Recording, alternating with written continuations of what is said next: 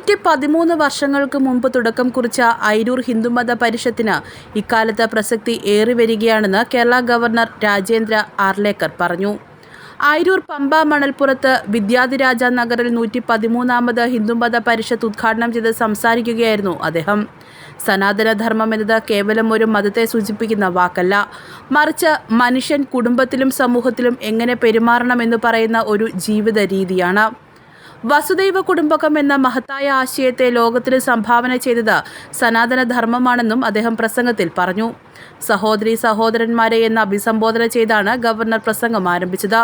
ഇപ്പോൾ തനിക്ക് മലയാളത്തിൽ പ്രസംഗിക്കാൻ കഴിയില്ലെന്നും ഏറെ താമസിയാതെ താൻ കേരളത്തിലെ ജനങ്ങളോട് മലയാളത്തിൽ സംസാരിക്കുമെന്നും ഇനി മലയാളം തൻ്റെ ഭാഷയാണെന്നും അദ്ദേഹം പറഞ്ഞു. കൊല്ലം പത്മന ആശ്രമത്തിൽ നിന്നാരംഭിച്ച ജ്യോതിപ്രയാണ ഘോഷയാത്ര എഴുമറ്റൂർ ശ്രീ പരമഭട്ടാരക ആശ്രമത്തിൽ നിന്നുള്ള ഛായാചിത്ര ഘോഷയാത്ര, അയിരൂർ പുതിയകാവിൽ നിന്നുള്ള പതാക ഘോഷയാത്ര, സദാനന്ദപുരം അവധൂതാശ്രമത്തിൽ നിന്നുള്ള പദയാത്ര എന്നിവ ഇന്ന് പകൽ 11 മണിയോടെ അയിരൂർ ജംഗ്ഷനിൽ സംഗമിച്ചു. തുടർന്ന് വിദ്യാധിരാജ സ്മൃതി മണ്ഡപത്തിലെത്തിയതോടെ അയിരൂർ ഹിന്ദുമത മഹാമണ്ഡലത്തിന് തുടക്കമായി.